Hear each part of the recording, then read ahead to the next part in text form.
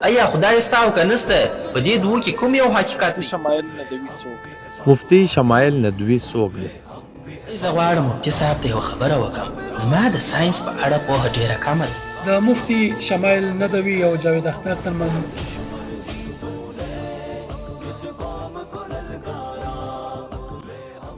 جاوید اختر څوک دی؟ جاوید اختر څوک دی؟ مفتی صاحب شمایل ندوي او د جاوید اختر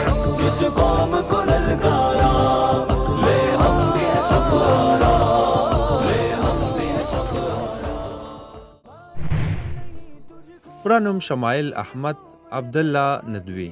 مفتی شمایل ندوي د معاصر هند له هغه اسلامي علماو څخه دی چې دین د عقل، منطق او معاصر فکر په ژبه وړاندې کوي. هغه د اسلامي علومو زده کړه د ندوي العلماء له علمي مرکز څخه ترلاسه کړې او په فقه، حدیث او عقیده کې ژوره علمي سابقه لري. مفتی شمایل یوازې د دیني نصوصو عالم نه دی، بلکې د ننني انسان د پوښتنو مخاطب هم دی. هغه باور لري چې اسلام د عقل مخالف نه دی، بلکې عقل ته سمت ورکوي. د هغه په وینا وحی د عقل د محدودیتونو تکمیل دی، نه د هغه نفي. نورې د الحاد، شک او فلسفي پوښتنو پر وړاندې د احساساتو پر ځای د دلیل، منطق او علمي استدلال لاره غوره کوي. او همدې اسلوب هغه د ځوان نسل ترمنځ پیژندلی او اغیزمن کړی دی. مفتی شمایل ندوي په وروستیو کې د جاوید اختر پر یوه علني مناظره کې ګډون وکړ چې موضوع یې د خدای وجود او د نړۍ بدۍ وې. په دې مناظره کې مفتی شمایل دا بنسټیز اصل روښانه کړ چې بدۍ د خدای د نشتون دلیل نه دی، بلکې د انسان د آزاد اختیار ثبوت دی. هغه ټینګار وکړ که خدای نه وي نو حساب، عدالت او اخلاقی مسؤلیت بې معنی کیږي. د هغه دریځ دا و چې اسلام هم عقل مني او هم وحی، خو عقل د وروستي فیصلې یوازینی محک نه ګڼي.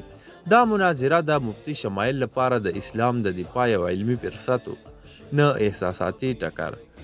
او ویې ښودله چې اسلامي فکر د معاصر الحادي پوښتنو د ځواب وړتیا لري.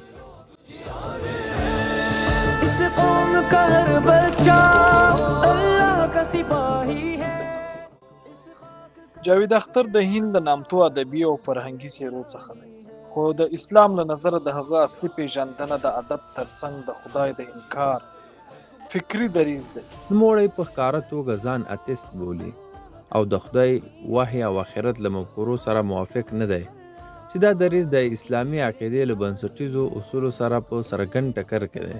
اسلام د خدای پر وجود ایمان د دین بنسټ ګڼي. قرآن کریم انسان د فکر، تدبیر او عقل کارولو ته رابولي.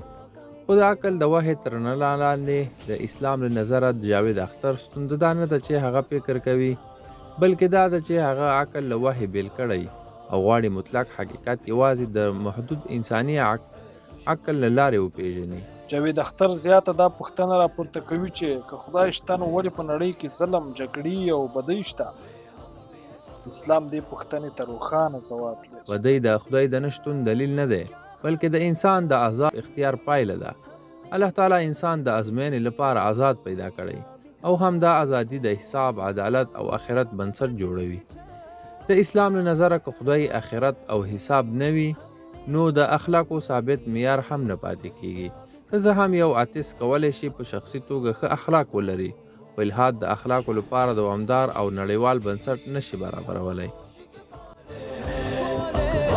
से नहीं डरते हम लोग जिया रहे हैं।